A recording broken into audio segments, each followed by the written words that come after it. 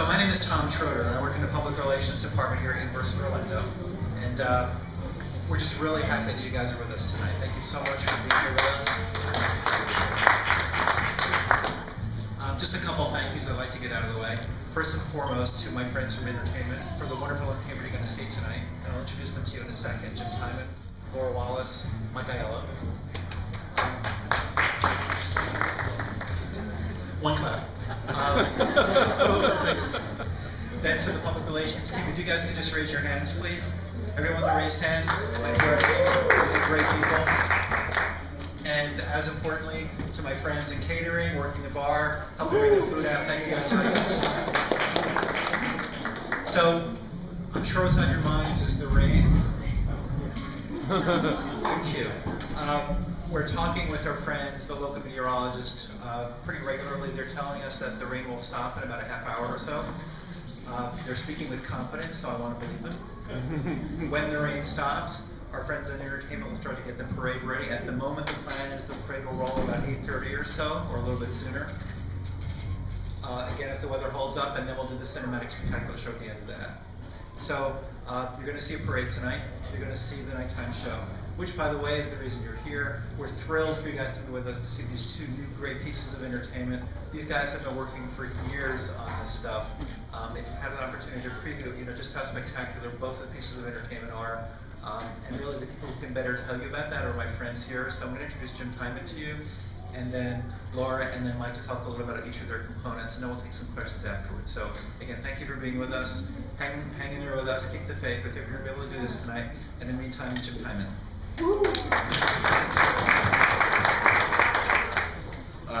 Thank you all very much for being here tonight. We'll stay on the ground if you don't mind. Is that okay? Because all three of us on a little platform is going to be very awkward. Again, thanks for being with us here and bearing with us as we deal with a little bit of weather. We will get both shows for you tonight. But just to kick things off a little bit, to tell you a little bit about the process we've been through over the last 2 years.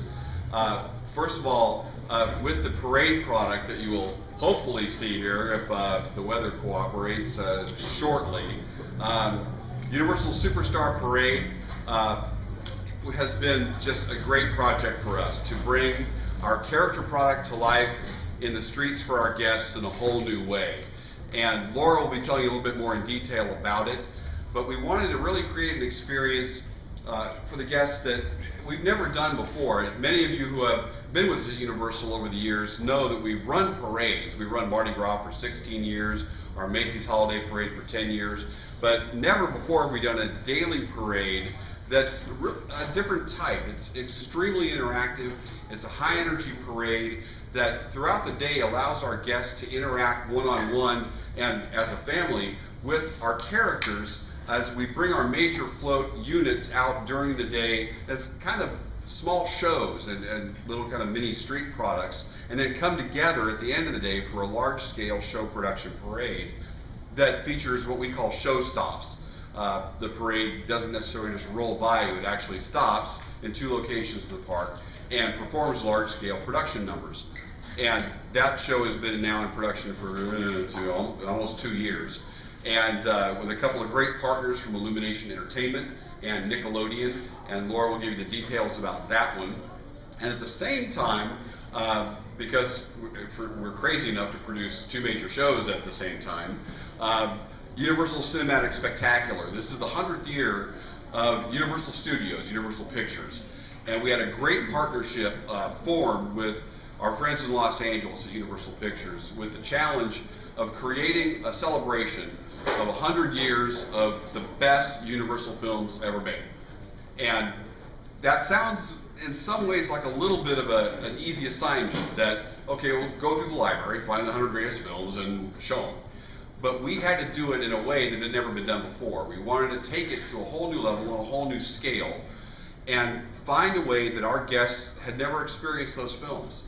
And working with some great partners in technology, some great partners in film editing, and really some great creative talent, we were able to take 100 years of Universal film and bring it to life in a very powerful and emotional way. And I think you'll see tonight that to me, it's and to Mike who directed, it was a very personal project in a lot of ways because we're film fans. We've been here a long time, most of us, and to bring to life the greatest pictures that Universal Studios has ever put forward is something we're extremely proud of. We hope you enjoy it too. So that's enough of an intro for me. We'll take questions at the end, but really I want to turn over to the show directors. These two have lived with these projects for the last 2 years and have brought their dedication, vision, hard work to it, and it couldn't happen without the both of them. And Lora Wallace will go first. She was show director for our brand new Superstar Parade. So Lora, you want to go first? Like Jim said, we are very excited for everyone to see this parade. It's been a labor of love, and it's been so much fun. A lot of people went into putting this parade together. We've been working on it for about 2 years. We started with, we wanted something fun for the entire family. And the different things you'll see in the parade, they were easy choices. Despicable Me, who couldn't love that story in that movie, and everyone kind of connects with one of the characters in it. So very easy choice there. You'll see SpongeBob, Patrick and Squidward, his friends, and all the residents of Bikini Bottom. We have roller skating fish. Along with the SpongeBob float, we also wanted to create an element that if you aren't a fan of SpongeBob, and I don't know why you wouldn't be, we have a silk act off the back of the float. It's beautiful. Those girls do wonderful, crazy things off the back of the float. Then we have characters from Hop. We have a live drum corps. They are brilliant, and they are so fun to watch. We have pogo stick people that do fun and cool stuff on pogo sticks. And then E.B. actually plays a drum set on top of his float. Then with Dora and Diego, every little kid loves Dora and Diego when they're 2 and 3 years old. You know, we all did. And as you grow up, maybe you don't like those characters anymore, but who wouldn't like tumbling, crazy, flipping monkeys? So we put that with Dora and Diego so that, again, it was fun for the entire family. It's been a long process, but a wonderful process. A lot of people were asking about if there was any challenges. There really wasn't. It was a smooth process all the way through, but lots of people went into it. We've cast over hundreds of talented performers. That was one part of it that I absolutely loved. Being able to put people to work at this time was amazing. All in total, there's over 400 people working on the parade, which is a great, it was a great opportunity for us to give that many jobs. So it was just fun. I'm really excited for you to see it. I really hope the rain will stop. That's the Universal Superstar Parade. I'm going to turn it over to Mike to tell you a little bit about Cinematic Spectacular. Universal Cinematic Spectacular.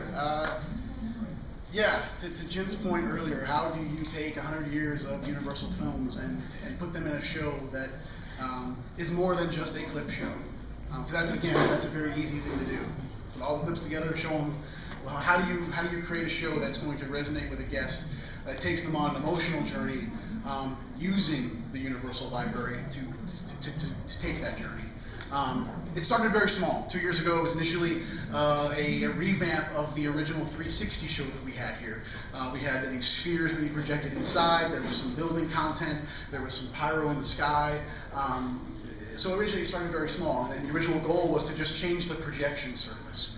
So we knew we wanted to kind of move away from the spheres. And that brought us to some technology that is incredible, which are these aquagraphic curtains, and they're brought to us by a company called Aquatique International. These curtains produce a very crystal clear image that we had to see to believe. Really, it was amazing. We actually went to Strasbourg, did some tests. We're able to project onto both sides of this curtain. So that's one thing I want to make clear too, because there's been some comments about that it may be reversed on the other side of the curtain. It's not. Both sides of the park are seeing the exact same image. And that's the amazing thing about these curtains, is that we are able to project a true image of Universal's film library. So we knew we had the curtains. Knowing that the centennial was coming up, we kind of wanted to up the ante a little bit. And that was to kind of maybe use the full entire lagoon. The original show was really sectional. It was really about the spheres, how they were placed in the lagoon. We wanted to kind of connect those dots. So we used some fountain technology to do that. And the fountains really act as support to our film edit that we've created. They are driven mostly by the music during the show. You're going to hear sweeping scores from some of the most classic Universal pictures imaginable, E.T., Back to the Future, Gladiator. So all of these sounds are driven by those notes and those pieces of music that kind of give us our emotional value during the show. And that emotional value for the show is simply what one feels when they see a movie. When you sit in a theater and you are taken to another place. That is an incredibly powerful thing. We've all experienced it. Anybody that goes to a movie, this is something that we all experience. For any good movie that comes out, you sit there and you are brought someplace else. You are living with those characters. You are feeling exactly what they're feeling. And that was the emotional toll that we wanted to kind of place onto the show. That our guests are experiencing those same emotions through each and every step of the show as they journey through 100 years of heroes, 100 years of horror, laughter, good versus evil, triumph. You're really going to go on a journey tonight, and it's really projecting the legacy of Universal Pictures. I want the guests, we all want the guests to walk away recognizing the vast library that Universal Pictures has, and we think we've achieved that. And it's a brilliant show. It is the biggest Lagoon show we've ever produced to date. And everybody involved, the technical teams on both of these projects have been just amazing. Again, one team, 2 projects at the same time. Unprecedented for our group, at a scale that we've never done before. So the Lagoon show is one piece of a great experience that our guests are going to have here at Universal. So because these guys are great entertainers as well as my friends, could we just please give them some applause for the work they've been doing for this year? Thanks, Tom.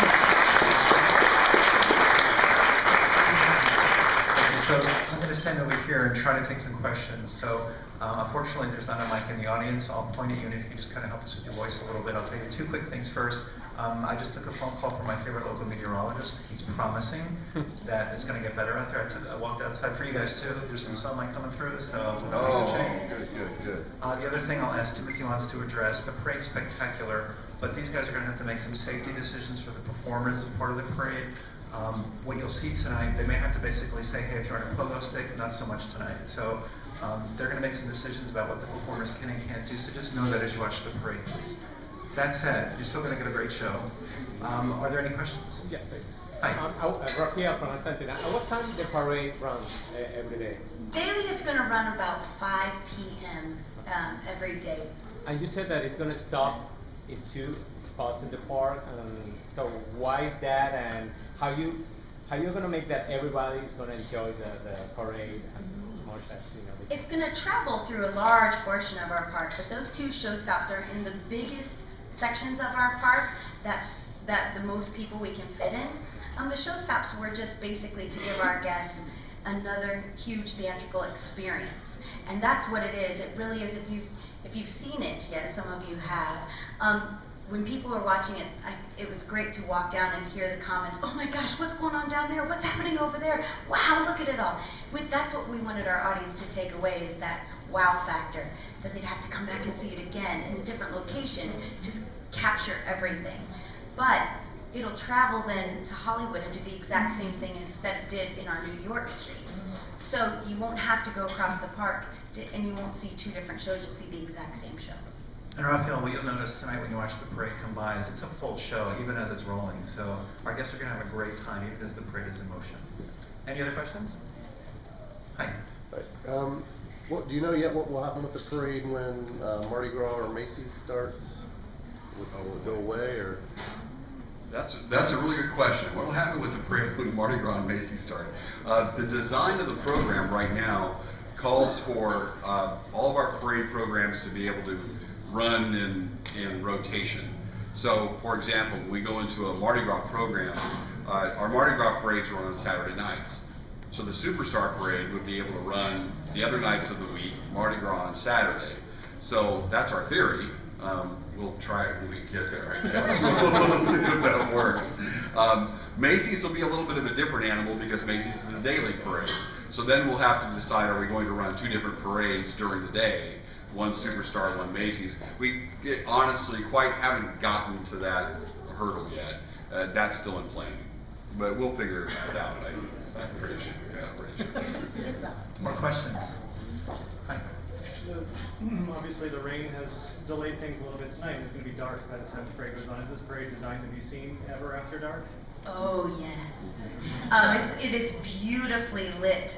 That's one thing when deciding the time of day. We were like, oh, maybe you're not going to see all those beautiful lights, but it can run in complete darkness, as we've been running in complete darkness for the last 3 months. It is absolutely breathtaking, all the lights that are on the float. Other questions? Once? Twice? Okay guys, thank you so much for being with us tonight.